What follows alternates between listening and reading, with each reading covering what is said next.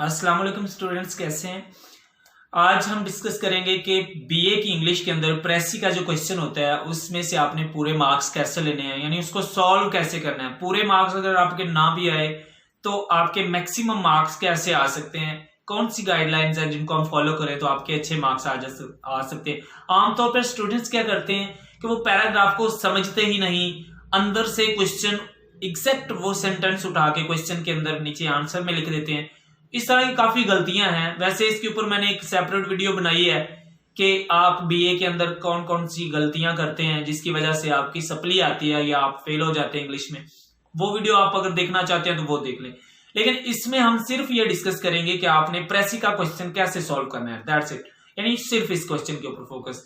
चलें तो स्टार्ट करते हैं। सबसे पहले आपने क्या करता है, जैसे अब आप प्रेसी के क्वेश्चन के ऊपर आते हैं तो आपने पैराग्राफ को अच्छी तरह रीड करना है। अगर एक दफा कुछ मिसिंग है, समझ नहीं सही आई, दूसरी दफा रीड करें, तीसरी दफा रीड करें, तो 2-3 दफा पढ़ के बेसिकली आपने समझना यह है कि वो जो ऑथर है यानी जिस पैरा लिखने वाला आपको मैसेज क्या देना चाहता है, यानी वो किस लिए उसने पैराग्राफ लिखा है, उसका मकसद क्या लिखने का, ये आपने समझना है। आपने सिर्फ अल्फाज तक महदूद नहीं रहना, उसके अल्फाज के पीछे छुपे हुए उसके मकासद को भी समझना है। देखें, बात कहने का एक मकसद होता है लेकिन कहने का अंदाज हर एक का डिफरेंट होता है। ठीक है, मैं आपको ये वीडियो समझा रहा हूं तो मेरा अपना एक अंदाज है लेकिन मकसद वही है। एक और बंदा वीडियो बनाएगा तो उसका भी मकसद आपको समझाना होगा लेकिन डिफरेंट तरीका होगा। तो अल्फाज जो होते हैं वो उसका एक मेथड होता है आपको समझाने का, लेकिन उसके पीछे जो मैसेज वो देना चाहता है वो आपने अंडरस्टैंड करना है, उसको आपने समझना है। ठीक है, ये सबसे पहला काम आपने करना है। जब आपको पता चल जाए कि बेसिकली वो बंदा क्या कहना चाहता है, देन आप आगे बढ़े। सबसे पहले तो आप क्वेश्चन नंबर 1 को अच्छी तरह रीड करें, यानी क्वेश्चन भी समझने आपने कि वो क्या पूछ रहा है। आमतौर पर स्टूडेंट्स को मिसअंडरस्टैंडिंग हो जाती है कि वो क्वेश्चन पढ़ते हैं, उनको लगता है लो जी ये पहले सेंटेंस के साथ बिल्कुल मिलता जुलता है, तो वो पहला सेंटेंस उठा के उसके आंसर में लगा देते। ये ऐसा हरगिज नहीं करना। क्वेश्चन का को वो पूछा डिफरेंट तरीके से गया होता है, तो वो एग्जैक्टली क्या पूछ रहा है ये आपने चेक करना है कि वो पूछना क्या चाह रहा है। उसके बाद आपने उसका आंसर लिखना है, लेकिन आंसर वहां से एग्जैक्ट नहीं उठाना। प्रेसी के अंदर पहली तो बात यह है कि आपको क्वेश्चन ऐसे दिए नहीं गए होते कि जिनके आंसर एग्जैक्ट आपको वहां से मिल जाएं।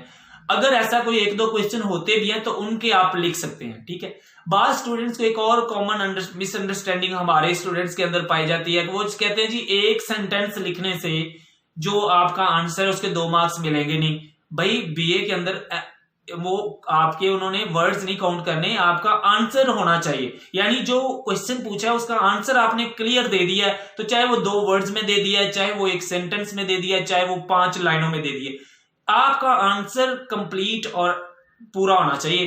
तो दैट्स इट। चाहे वो उसका एक क्वेश्चन मसलन आपसे वो पूछ लेता है कि what does Ahmed do in the morning, तो आप सिर्फ अगर ऊपर पैराग्राफ में आपको यही पता चला है कि वो सिर्फ दूध पीता है उठ के, तो आप कहना ही drinks milk in the morning, बस।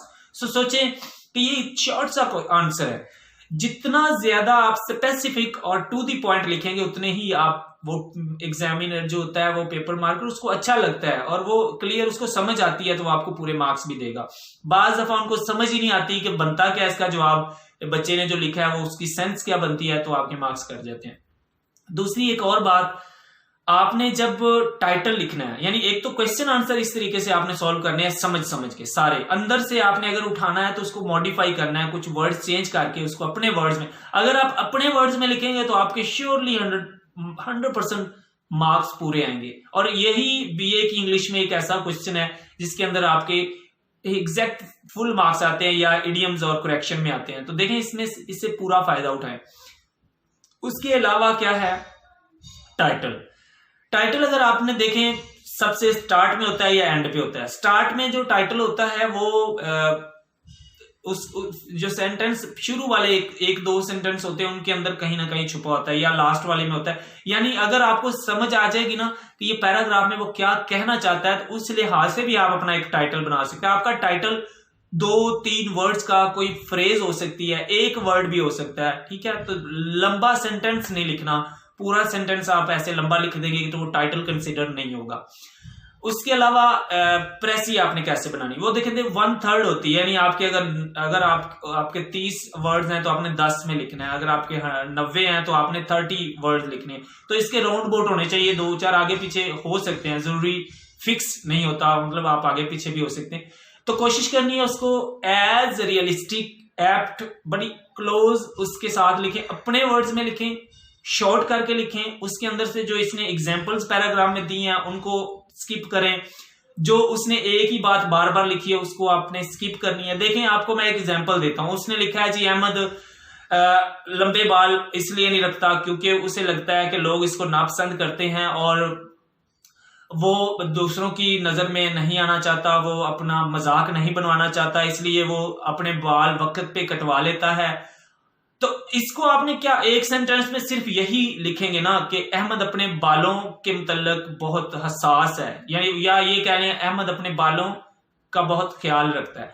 तो देखें इतनी लंबी तफसील को आपने, इररेलेवेंट जो होंगे वो सारे निकाल दें, जो बार बार रिपीट हुए सेंटेंस उनमें से एक ही लिखें। 2-3 सेंटेंस, आमतौर पर उन्होंने एक पॉइंट को 2-3 सेंटेंस के अंदर डिस्कस किया हुआ होता है, आपने उस पॉइंट को एक सेंटेंस में ही लिख देना है। तो ये आपका एक उसके अलावा हो जाएगा जबरदस्त किस्म का, ठीक है। तो ये प्रेसी भी आपकी कंप्लीट हो जाएगी। इस तरीके से लिखें, बाद में आप इसको रीड आउट जरूर करें कि प्रेसी के अंदर कोई आपका वर्ड मिस्टेक, स्पेलिंग मिस्टेक तो नहीं है।